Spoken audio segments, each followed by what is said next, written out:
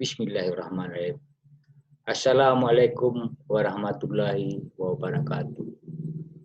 Puji syukur kita panjatkan kehadirat Allah Subhanahu wa taala karena atas limpahan rahmatnya kita diberikan kesehatan pada hari ini sehingga dapat menyampaikan materi upaya pemberantasan korupsi. Sebelum kita menyampaikan materi, marilah terlebih dahulu kita berdoa menurut agama dan kepercayaan masing-masing.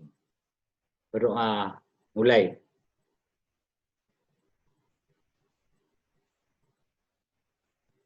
Selesai.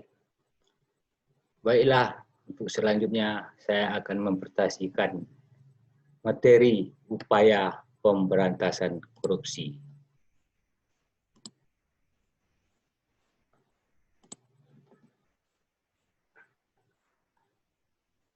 Untuk itu saya memperkenalkan diri dahulu. Nama Masdi Tapri SE. Jabatan Auditor Pertama. Instansi Inspektorat Daerah Kota Batam.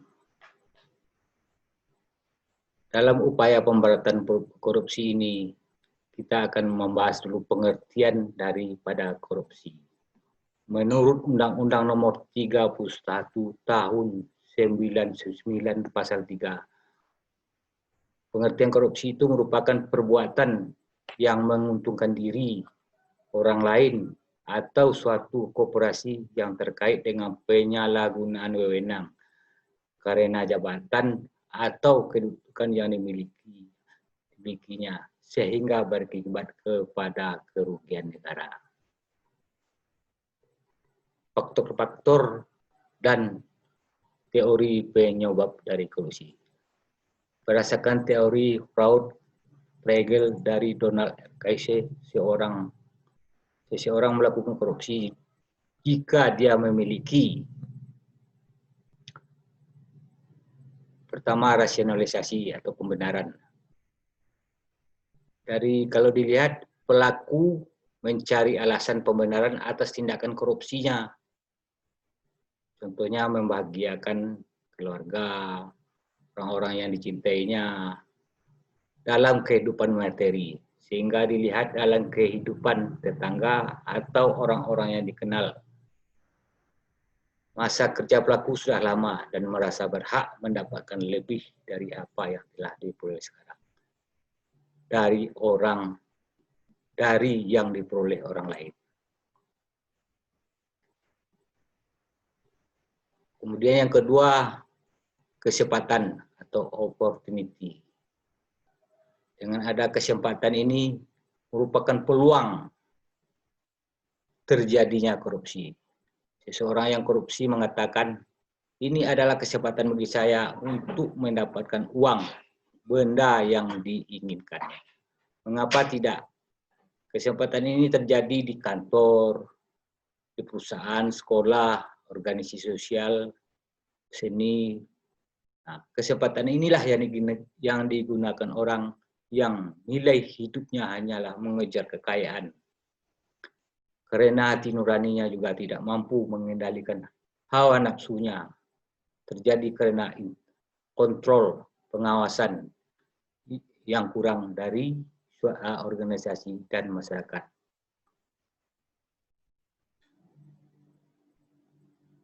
Kemudian tekanan, yang ketiga tekanan atau pressure. Dorongan yang merupakan dorongan dari lingkungan dan kebiasaan hidup di luar kemampuan dan juga keserakahan seseorang yang menyebabkan seseorang korupsi. Contohnya utang atau tagihan yang menumpuk, gaya hidup mewah, di luar kemampuan, itu artinya besar pasak daripada tiang. Dia memiliki keinginan kekayaan yang tidak terbatas. Kemudian dasar-dasar hukum anti korupsi. Nomor 1 seperti Undang-Undang Nomor 30 Tahun 2002 tentang Komisi pemberantasan korupsi, pemberantasan tindak pidana korupsi. 2 Undang-Undang 15 tahun 2002 tentang tindak pidana pencucian uang. 3 Undang-Undang nomor 3 tahun 1971 tentang pemberantasan korupsi, tindak pidana korupsi. Nah, dan inilah undang-undang dari 1 sampai 8. Kemudian selanjutnya kita bahas 30 delik tidak pidana korupsi. Adapun dari 30 jenis bentuk tidak pidana korupsi yang dirumuskan dari 13 pasal dalam Undang-Undang 31 tahun 99, Jo Undang-Undang nomor 20 tahun itu. Kemudian ke-30 bentuk jenis tidak pidana korupsi dikelompokkan menjadi 7 kelompok. Kemudian dari 7 kelompok kita bahas nomor 1. Delik yang berkaitan dengan kerugian keuangan negara. Tindakan melawan hukum memperkaya diri atau menyalahgunakan kewenangan untuk menguntungkan diri sendiri dan dapat merugikan keuangan negara. Kemudian yang kedua itu delik penggelapan dalam jabatan. Seorang penjabat negara, penyelenggara negara melakukan penggelapan uang atau memalsukan dokumen pemeriksaan, kemudian membantu membiarkan atau diri sendiri merusak bukti.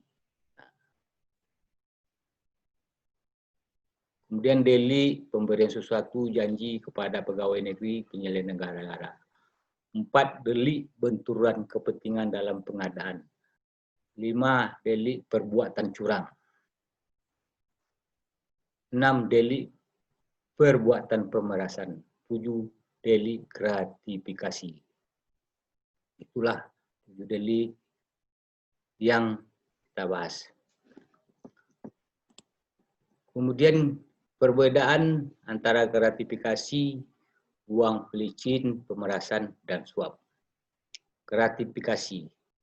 Gratifikasi itu merupakan dalam pengertian secara luas yaitu meliputi pemberian uang, barang, komisi, atau pinjaman tanpa bunga, atau tiket perjalanan, atau fasilitas penginapan, perjalanan wisata, yang cuma-cuma, tujuan untuk, yang pada dasarnya tujuannya untuk memberikan hadiah. Nah, itulah gratifikasi. Kemudian selanjutnya uang pelicin. Uang pelicin ini adalah sejumlah pemberian. Biasanya dalam bentuk uang, mulai dari pengamanan, mempercepat proses atau akses terjadinya suatu layanan. Uang pelicin berguna untuk mempercepat atau mengurangi ketidaknyamanan yang terkait dengan proses administrasi. Pemerasan. Pemerasan ini adalah pegawai negeri atau penyelenggara negara yang dimaksud menguntungkan diri sendiri atau orang lain secara melawan hukum atau menyalahgunakan kekuasaannya memaksa orang lain memberikan sesuatu, membayar atau menerima bayaran dengan potongan atau untuk mengerjakan sesuatu dirinya. Itu pasal 12E Undang-Undang Tipikor. Suap itu merupakan bentuk pemberian yang dilakukan oleh korporasi atau pihak swasta atau orang, bisa juga bentuk orang, itu berupa pemberian uang, janji, yang tujuannya untuk memengaruhi suatu dalam pengambilan keputusan. Tujuan untuk mengaruhi pengambilan keputusan, sanksi paling singkat 1 tahun, denda paling sedikit 50 juta rupiah. strategi dan rencana aksi pemberantasan korupsi. Di sini ada tabelnya, ada tabel strategi dan rencana aksi. Kalau strategi misal penyempurnaan sistem pelayanan publik, tentunya dari pelayanan KTP, tentunya untuk pelayanannya contoh aksinya penyempurnaan mekanisme di dalam pengurusannya, muncul kemudian penyempurnaan mekanismenya yang pelayanannya di publik di bidang kependudukan. Kemudian penyempurnaan mekanisme perizinan di bidang lingkungan hidup.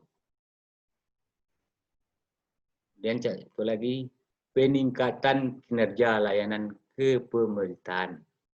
Contohnya pengawasan pelaksanaan fakta integritas bagi petugas yang berwenang melaksanakan pelayanan publik. Sudah melaksanakan bagi petugas yang berwenang melaksanakan pelayanan publik yang harmonis.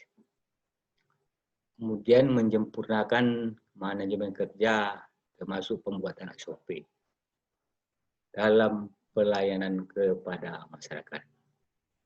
Kemudian strategi yang ketiga, pelaksanaan percepatan reformasi sistem perencanaan dan keuangan negara. Rekomendasi program dan kegiatan di lembaga dari tingkat kementerian, tingkat pusat sampai ke tingkat daerah. Selanjutnya kita akan bahas integritas, nilai-nilai anti korupsi dan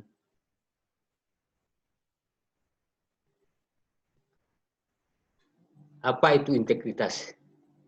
Integritas itu adalah bertindak dengan cara yang konsisten apa yang dikatakan. Nilai integritas itu merupakan kesatuan antara pola pikir, perasaan, perilaku yang selaras dan hati nurani dan norma yang berlaku. Integritas itu merupakan salah satu nilai-nilai dasar pribadi yang harus dimiliki masyarakat, yakni dengan bersikap, berperilaku, bertindak jujur terhadap diri sendiri dan lingkungan, konsisten dalam bersikap dan bertindak, memiliki komitmen terhadap misi pemberantasan korupsi, objektif terhadap permasalahan, berani dan tegas dalam mengambil keputusan dan risiko kerja, disiplin dan bertanggung jawab dalam menjalankan tugas dan amanah. Nilai-nilai daripada integritas tersebut seperti nilai integritas inti. Intinya berdasar kita tuh harus jujur, bertanggung jawab, peduli. Kemudian nilai integritas etos kerja. Itu kita mandiri, kerja keras, dan sederhana. Kemudian nilai integritas pada sikap. Sikap itu sikap berani, sikap peduli, dan adil. Kemudian dari sini yang lebih diutamakan nilai integritas itu adalah orang jujur. Integritas kejujuran. Di sini dapat dipercaya, lurus hati, tidak berbohong, tidak melakukan kecurangan. Itulah yang dapat saya sampaikan. Saya ucapkan terima kasih. Sebelumnya saya tutup dengan pantun. Kalau ada sumur di ladang, boleh kita menumpang mandi. Kalau ada umur panjang, boleh kita bertemu lagi. Saya tutup. Untuk itu saya minta maaf. Salah itu merupakan dari saya. Yang benar itu adalah dari Yang Maha Kuasa. Wassalamualaikum warahmatullahi wabarakatuh.